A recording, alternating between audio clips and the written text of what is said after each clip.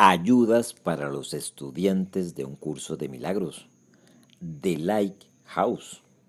Informativo de la Fundación para un curso de milagros. Perdonar al abusador. Nuestra única esperanza.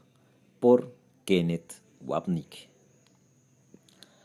Hace algunos años, la doctora Lois Einhorn, profesora de comunicación en la Universidad Estatal de Nueva York, en Binghamton, me pidió que colaborara en su libro, El perdón y el abuso infantil. ¿Perdonarías tú?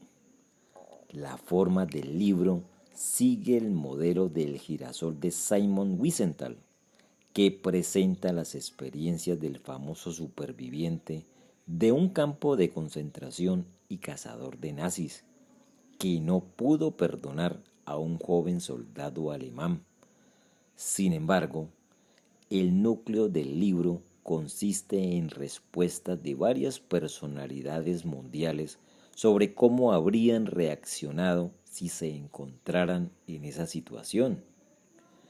El libro de Lois trata sobre el abuso infantil que sufrió ella misma, que supera con creces en crueldad y perversidad cualquier otro relato que haya leído o escuchado.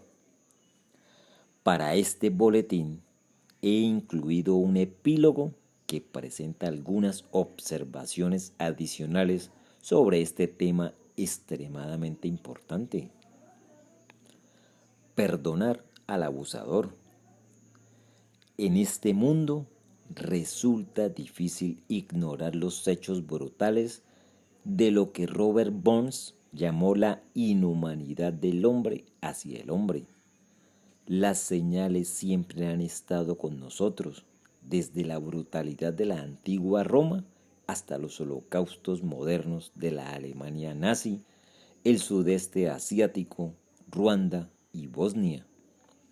Desde las torturas cometidas en nombre de ideales políticos o religiosos hasta los relatos demasiado comunes de abuso infantil y tortura, como los que tenemos en la representación gráfica que hace Lois Einhorn de la vida en su campo de exterminio psicológico. ¿Cómo entender esto? Es uno de los mayores desafíos para cualquier observador de la condición humana, y parece ser una condición particularmente humana. Los animales matan, pero casi siempre por necesidad física, no por la necesidad psicológica de un sádico cruel con la intención de causar daño, a menudo brutalmente, a otro. Es un hecho biológico que todos los seres vivos deben alimentarse de fuentes externas para satisfacer sus necesidades de supervivencia, incluyendo comida, agua, oxígeno, dióxido de carbono, luz, etc. También es un hecho psicológico que los seres humanos tienen una fuerte necesidad de proyectar la oscuridad inconsciente de su odio hacia sí mismos sobre los demás. Esta dinámica crucial da como resultado una condición en la que creen y luego experimentan que son capaces mágicamente de escapar del dolor de esta culpa u odio atacando a los demás, verbalmente, con su comportamiento, en sus pensamientos o una combinación de todo ello. Estas fuerzas oscuras del odio, enterradas dentro de todos nosotros, pueden reducirse a nuestra necesidad de sobrevivir física y psicológicamente, una necesidad cargada de culpa que, en última instancia, es la expresión del principio de que alguien debe perder para que yo gane. En esta tendencia demasiado humana a buscar placer, satisfacción y ganancia a expensas de los demás, la que corre como un hilo empapado de sangre a lo largo de nuestra historia, tanto como sociedades como individuos. El hecho evidente de que una cruel minoría viva descaradamente esto no obvia la presencia de esas mismas tendencias en todos nosotros. El estudio sistemático de Freud de la dinámica de la proyección, en la que vemos afuera lo que encontramos inaceptable en nuestro interior, nos ayuda a entender cómo este fenómeno del odio proyectado opera en el inconsciente de todos. Un curso de milagros, un sistema de pensamiento espiritual contemporáneo que se basa en las ideas psicodinámicas de Freud, nos ofrece una perspectiva espiritual que hace plena justicia a nuestra experiencia física y psicológica en el mundo, al mismo tiempo que afirma nuestra identidad como espíritu, el ser verdadero que trasciende este mundo material por completo, como lo hace, por supuesto, nuestro Creador, trascendiendo el mundo dualista e ilusorio del bien y el mal, la víctima y el victimario, la vida y la muerte. Un curso de milagros enseña que la proyección da lugar a la percepción, que el mundo es la imagen externa de una condición interna. Texto capítulo 21, introducción, párrafo 1, oración 5. Por lo tanto, nuestras percepciones de una situación externa revelan los pensamientos que tenemos en la mente y que deseamos negar. No hace falta decir que, por ejemplo, acusar a alguien de ser pecador por haber cometido una violación no significa que me acuse a mí mismo de la forma específica de violación. Sin embargo, el significado de un acto tan agresivo seguramente también está en mí, la necesidad a veces de dominar a otro mediante la pura fuerza de voluntad o la fuerza física para que se cumplan mis deseos, sin importarme la otra persona, sino solo yo mismo. Una vez más, esa tendencia puede no ser tan extrema o violenta en su expresión como la violación sexual, pero existe en todos nosotros de todos modos, y es nuestra culpa por ese deseo lo que encuentra su chivo expiatorio proyectado en los violadores reales. Su flagrante pecado satisface muy bien esta necesidad de encontrar un objeto adecuado para la proyección, oscureciendo el hecho de nuestra unidad común como hijos de la carne y del espíritu. En palabras de Harry Stack Sullivan, el fundador de la Escuela de Psiquiatría Interpersonal, todos somos mucho más simplemente humanos que de otra manera. Desafortunadamente, ser simplemente humanos conlleva no solo la capacidad de cumplir nuestras más altas aspiraciones de amor y unidad, sino también las más bajas. Como continúa la declaración de Sullivan, seamos felices y exitosos, miserables y mentalmente desequilibrados o lo que sea. El desafío para nosotros es que nuestra humanidad común, para bien y para mal, no siempre es tan evidente. Cuando era una adolescente, Anna Freud salió a caminar con su famoso padre y mientras pasaban por unas hermosas casas vienesas, Freud le dijo a su hija, ¿ves esas hermosas casas con sus hermosas fachadas? Las cosas no son necesariamente tan hermosas detrás de las fachadas. Y lo mismo sucede también con los seres humanos.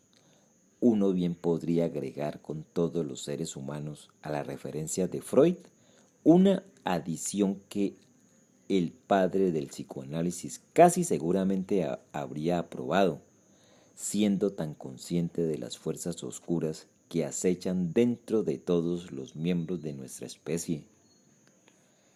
Si queremos realizar plenamente nuestra integridad inherente como creación espiritual de Dios, debemos estar dispuestos a perdonar en el sentido de mirar primero el odio exterior, la proyección del odio dentro de nosotros, y luego, más allá de él, al amor que verdaderamente nos une a todos como un solo ser. Sin este paso final, estamos condenados a lo que Freud llamó la repetición compulsiva. En este caso, estamos obligados como especie a repetir sin fin el ciclo de culpa y odio, autodesprecio y abuso, miedo y ataque. La crueldad que tanto ha caracterizado nuestra historia, tanto a nivel colectivo como personal.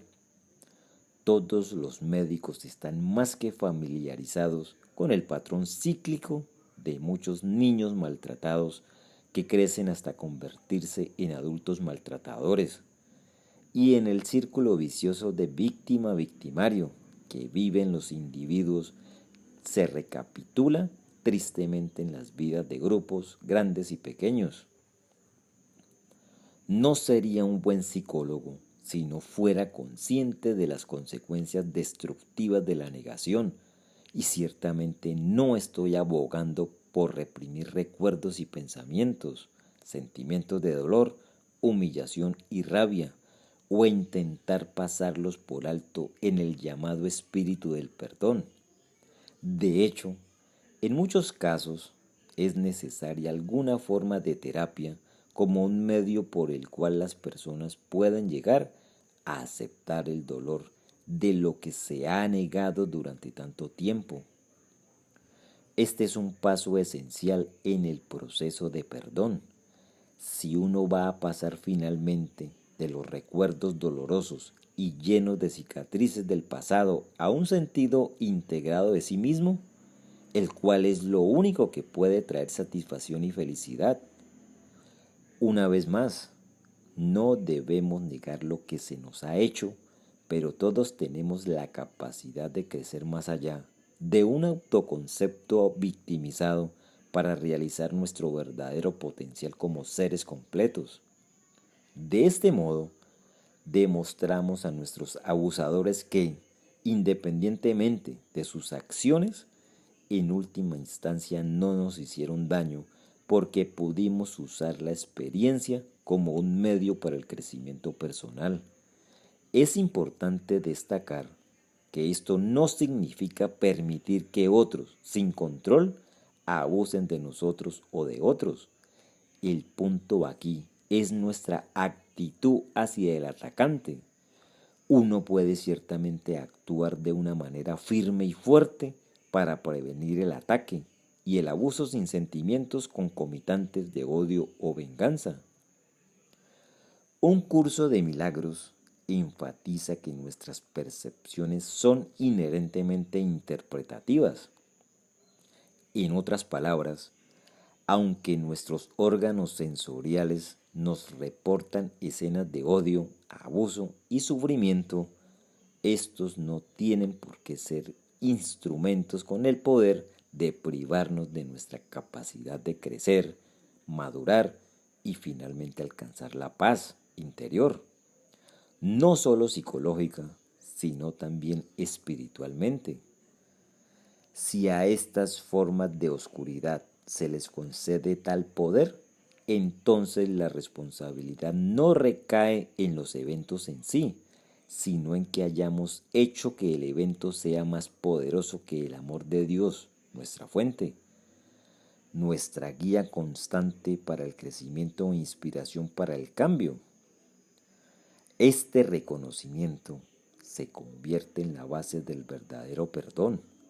Nada en el mundo, por reprensible, repulsivo y cruel que sea, tiene el poder de quitarnos nuestra paz interior y sensación de plenitud. En efecto, el único poder que puede lograr esto reside en nuestras propias mentes, las cuales son las únicas que pueden elegir la paz o la guerra, el perdón o el ataque, el amor o el odio. Este principio nos plantea a todos un desafío primordial, pero es un desafío que sabemos que se puede afrontar, como en los ejemplos inspiradores de las hermanas holandesas Ten Boom y el vienés Viktor Frankl durante el Holocausto nazi. Por lo tanto, no debemos dar a los acontecimientos de nuestras vidas individuales el poder de privarnos de alcanzar la meta espiritual más alta a la que podemos aspirar. Conocer verdaderamente, conocer nuestra identidad como espíritu, parte de la viviente y amorosa unicidad de Dios. Los ejemplos extremos de brutalidad pueden brindarnos la oportunidad de superar la fácil tentación de odiar, invocando el cambio al amor interior para que nos enseñe a perdonar a los demás y, por lo tanto, a nosotros mismos. Una leyenda medieval nos proporciona un hermoso ejemplo de esta visión del verdadero perdón, un ideal que todos deberíamos esperar alcanzar algún día. Jesús y sus discípulos se habían reunido para recrear la última cena. Esperaron alrededor de la mesa mientras un lugar permaneció vacío. Entonces entró Judas. Jesús se acercó a él y lo saludó con afecto. Bienvenido, hermano, te estábamos esperando. En la misma línea, el filósofo cristiano del siglo III, Orígenes, enseñó, con palabras que no lograron el cariño de las autoridades de la iglesia, que hasta el diablo se salvaría al final. En otras palabras, cada fragmento aparentemente separado de la creación espiritual de Dios volvería y volverá a casa, ya que el amor de Dios solo puede abarcar la totalidad. Así, nuestro perdón aquí, en el mundo, refleja la totalidad y la unicidad que todos compartimos como espíritu. En resumen, el inquietante ejemplo de Lois Einhorn, de una forma externa de brutal victimización, nos ofrece a todos otra oportunidad de proyectar nuestra interpretación de los acontecimientos, dándoles el poder de destruir nuestra visión de una humanidad común. Sin embargo, otra forma de ver la situación es que todos estamos pidiendo ayuda, especialmente los victimarios sádicos, lo que refleja nuestra identidad común como espíritu. Si Dios es verdaderamente amor, entonces la totalidad de ese amor no puede tener excepciones. Así es como incluso el acto más atroz demuestra, si se lo mira con bondad, el desesperado llamado de ayuda y amor que se esconde justo debajo de su forma cruel. Es el mismo llamado que clama en todos nosotros. Aprender a darle voz a ese llamado es lo único que da sentido a este mundo. Dejar ese llamado sin escuchar conlleva el terrible riesgo de perpetuar una vida de odio justificado que busca continuamente castigar a los demás en lugar de reconocer misericordiosamente nuestra propia necesidad de misericordia y perdón. En estos días de crisis mundial, todos estamos presenciando las horribles implicaciones de no atender a ese llamado. Nuestra única esperanza personal y colectiva reside en mirar dentro de nosotros el odio que nos une a todos en la locura, que es al mismo tiempo la defensa contra el amor que nos une a todos en la cordura. En esa esperanza se encuentra el verdadero reino de Dios, un Dios de amor que lo incluye todo, un Dios de perfecta unicidad, un Dios cuya plenitud abarca la totalidad sin excepción. Epílogo. En nuestro boletín de marzo de 2004, modifiqué la declaración del musicólogo Robbins Landon sobre Mozart para que dijera: un curso de milagros es la mejor excusa para la existencia de la humanidad que jamás encontraremos y, después de todo, es quizás una pequeña esperanza para nuestra supervivencia final. La esperanza en Mozart y en un curso de milagros es que a pesar del caos del mundo en general, por no hablar de nuestros mundos personales, todavía brilla una luz en la oscuridad de nuestras mentes. Texto capítulo 15, sección 11, párrafo 2, oraciones 1 y 2. Cualesquiera que sean las razones por las que las personas se han sentido atraídas por un curso de milagros, y es posible que las personas se sientan atraídas por las razones equivocadas, hay algo que se respira a través de sus palabras y con lo que todos resuena, ya sea que entiendan el curso completamente o no, o incluso que lo entiendan en absoluto. Las palabras de Jesús ofrecen esperanza porque provienen de una realidad que está más allá de este mundo y apuntan a ella. Su mensaje de perdón es aún más relevante ahora que historias como la de Lois siguen surgiendo casi a diario. Historias que hablan de crueldad y abuso inimaginables perpetrados contra individuos, por no hablar de grupos raciales, religiosos y políticos. Cualquier abuso, individual o colectivo, es horrible, no solo por la crueldad inherente al acto en sí, sino porque nos recuerda el abuso que todos albergamos en nuestras mentes separadas, del que en su mayoría no somos conscientes, aunque las personas en su mente correcta nunca acogerían con agrado el abuso de ninguna naturaleza una vez que se ha ocurrido. No obstante, puede servir a un propósito santo, como dice el curso sobre el especialismo, que siempre es abusivo, independientemente de sus formas aparentemente benignas. Esta es la percepción benévola que el Espíritu Santo tiene del deseo de ser especial, valerse de lo que tú hiciste para sanar en vez de para hacer daño. Texto capítulo 25, sección sexta, párrafo 4, oración primera. En este sentido, siempre resulta útil una lección extrema. Texto capítulo 6, introducción, párrafo 2, oración primera. Al ser casi imposible de ignorar, puede señalar el sistema de pensamiento del ego que hasta ahora desconocíamos, pues el ego se mantiene virtualmente inaccesible, oculto y protegido por el doble escudo del olvido. Libro de ejercicios, lección 136, párrafo 5, oración 2. La decisión de la mente de sentirse culpable y su proyección de la culpa en el mundo material de los cuerpos separados. Ir más allá de estos dos escudos aparentemente impenetrables y obtener acceso al recuerdo de nuestro ser verdadero, enterrado en las bóvedas encubiertas del miedo de la mente, es una tarea desalentadora, por decirlo menos. El cuerpo seguirá siendo el mensajero de la culpabilidad y actuará tal como ella le dicte mientras tú sigas creyendo que la culpabilidad es real.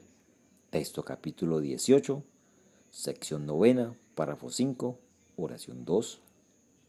No obstante, su apariencia impenetrable no es más que una ilusión. Texto capítulo 18, sección novena, párrafo 6, oración 2. Y hay una manera de ir más allá de sus muros de granito sólido. Sin embargo, se requiere un cambio radical de percepción para ir más allá de la forma y llegar al contenido. Este es el cambio que la razón, el pensamiento de mentalidad correcta, del perdón, del Espíritu Santo, produce. El pecado o la culpa es un obstáculo que se alza como un formidable portón cerrado con candado y sin llave en medio del camino hacia la paz. Los ojos del cuerpo lo ven como si fuese de granito sólido y de un espesor tal que sería una locura intentar atravesarlo. La razón, en cambio, ve fácilmente a través de él, puesto que es un error. La razón te diría que no es la forma que adopta el error lo que hace que éste sea una equivocación. Los ojos del cuerpo ven únicamente formas, no pueden ver más allá de aquello para cuya contemplación fueron fabricados. Su percepción es ciertamente extraña, pues solo pueden ver ilusiones, al no poder ver más allá del bloque de granito del pecado y al detenerse ante la forma externa de lo que no es nada. Mas, ¿cómo va a poder ver correctamente una visión que se detiene ante lo que no es nada como si de un sólido muro se tratase? Está restringida por la forma, habiendo sido concebida para garantizar que no perciba nada, excepto la forma. Texto capítulo 22, sección tercera, párrafo 3, oración 4 y 5. Párrafo 1, oraciones 3 y 4. Párrafo 6, oraciones 8 y 9. A lo largo de un curso de milagros, no solo se nos enseña que el cuerpo y su mundo son ilusiones, sino que cumplen una función estratégica en el sistema de pensamiento de separación del ego, desviando nuestra atención de la decisión de la mente de sentirnos culpables, impidiéndonos así cambiar nuestras mentes. Cuanto más convincente sea la forma del error, dolor o placer extremos, pecado o santidad, más atractivo será su papel como defensa. Por otra parte, cuando se contempla la forma a través de los tiernos ojos del amor de Jesús, no tiene poder para ocultar el contenido de la mente. El único error original de elegir el sistema de pensamiento abusivo de separación del ego, mata o te matarán.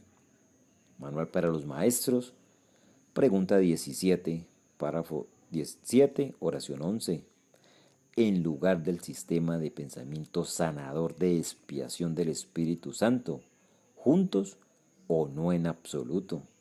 Texto capítulo 19, sección cuarta, párrafo 12, oración 8. Sin embargo, el hecho es que, dada la naturaleza del cuerpo y nuestras experiencias dentro de su escudo, no podemos acceder a ese antiguo error, como leemos en el manual. El tiempo, entonces, se remonta a un instante tan antiguo que está más allá de toda memoria e incluso más allá de la posibilidad de poder recordarlo. Manual para los maestros, pregunta 2, párrafo 4, oración primera. Sin embargo, podemos recordarlo indirectamente al reconocer que repetimos continuamente nuestro único error de elegir el ego en lugar de Dios, el miedo en lugar del amor. Cada día y cada minuto de cada día y en cada instante de cada minuto no hace sino revivir ese instante en el que la hora del terror ocupó el lugar del amor. Texto capítulo 26, sección quinta, párrafo 13, oración primera.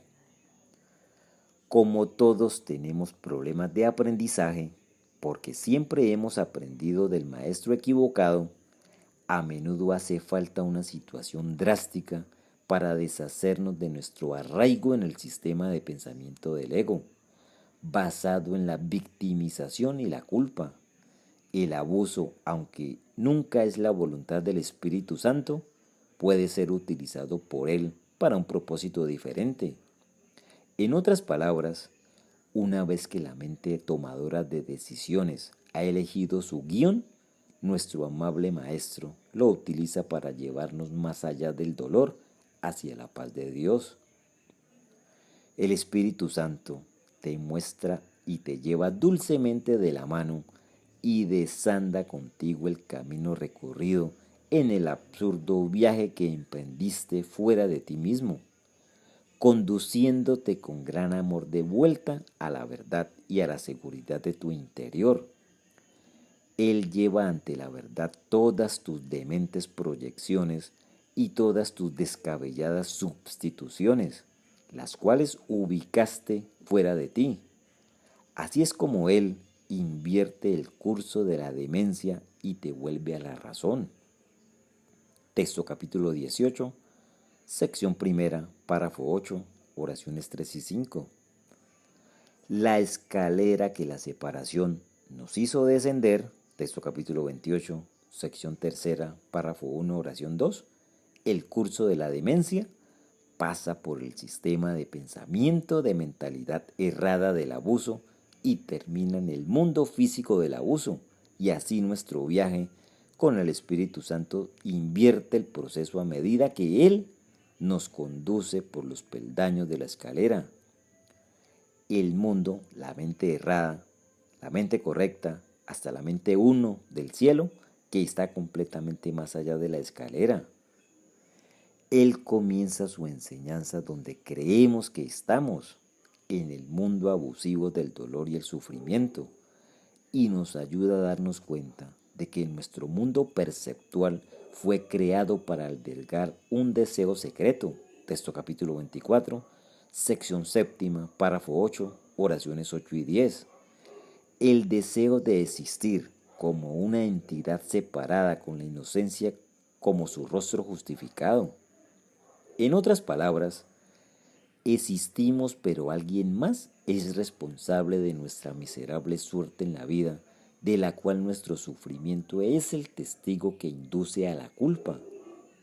La necesidad de reforzar este concepto que tenemos de nosotros mismos de la cara de inocencia, texto capítulo 31, sección quinta, párrafo 1, oración 2, es lo que nos lleva a apreciar el maltrato que sufrimos, por doloroso que sea. Este aspecto del plan del ego nos obliga a sufrir a manos de otros, pero podemos ver a través de los motivos del ego por la tenacidad con la que nos aferramos a nuestros amargos recuerdos, acariciando las cicatrices de lo que nos han hecho. Así es como un pasaje del curso describe esta depravada locura. Mas cada vez que sufres, ves en ello la prueba de que él, tu hermano abusador, es culpable por haberte atacado. De esta manera, te conviertes en la prueba de que él ha perdido su inocencia y de que solo necesita contemplarte para darse cuenta de que ha sido condenado.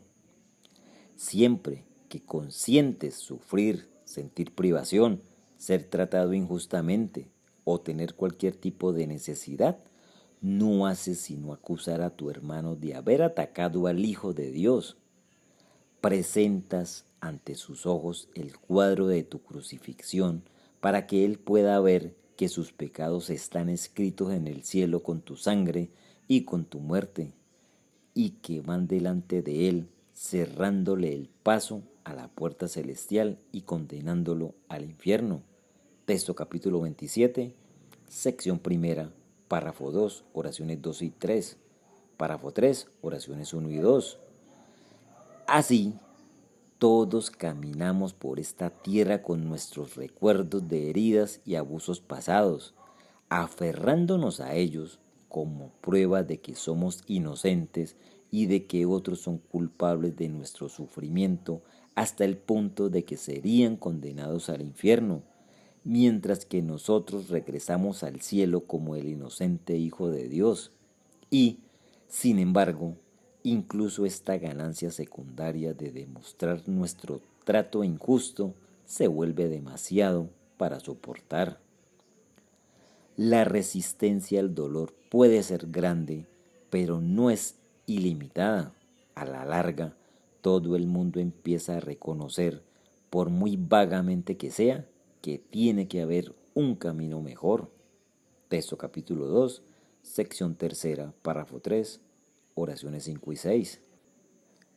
Este camino mejor es el perdón, el cual nos llama a cambiar el propósito de nuestras vidas, de demostrar la realidad de la separación a reflejar la unidad de nuestra creación.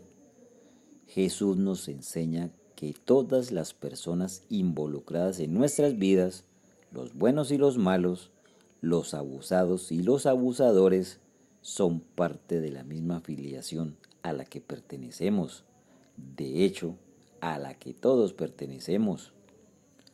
La fuerte tentación de excluir a nuestros abusadores es la oportunidad perfecta para aprender que, en realidad, nos excluimos a nosotros mismos. De vez en cuando he citado el primer poema de Helen Schucman, Los regalos de Navidad.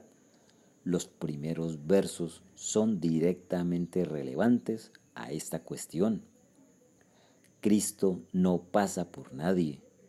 Por esto tú sabes que Él es el Hijo de Dios. Reconoces su toque en la dulzura universal. Su amor se extiende a todos. Sus ojos contemplan el amor de Dios en todo lo que ve.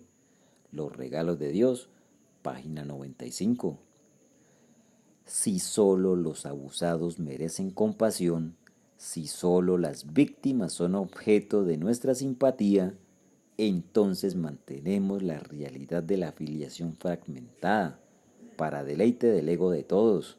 Sin embargo, si se acepta la verdad de Jesús, el abusador y el victimario tienen la misma necesidad de nuestra compasión y simpatía, pues ¿quién sino los que deambulan por el mundo solos, inseguros y presos del miedo? Texto capítulo 31, sección octava, párrafo 7, oración primera, buscarían jamás dañar a otro. ¿Y quién sino los que deambulan por el mundo solos, inseguros y presos del miedo, vagarían alguna vez por aquí, tan lejos de casa? De hecho, ¿quién está aquí, sino los que deambulan por el mundo solos, inseguros y presos del miedo? Y así, nadie, víctima o victimario, está exento de la visión de Cristo, que ve a todos los hijos aparentemente separados de Dios como uno solo, un ego de mentalidad errada, un Espíritu Santo de mentalidad correcta, un tomador de decisiones. Por lo tanto, si somos sinceros en nuestro deseo de ser perdonados y despertar de esta pesadilla de separación, dolor y muerte, también debemos ser sinceros en nuestra disposición a practicar las lecciones que son los medios para alcanzar esta meta. Es la naturaleza inclusiva del perdón que abarca a todas las personas sin excepción, lo que hace que la práctica de un curso de milagros sea tan difícil y, al mismo tiempo, de vital importancia para nuestra época. Jesús nos ha llamado a perdonar como Él lo hace. ¿Responderemos? Nada menos que el destino de un mundo abusado y maltratado depende de ello. Perdonar al abusador, nuestra única esperanza. Por el Dr. Kenneth Wapnick.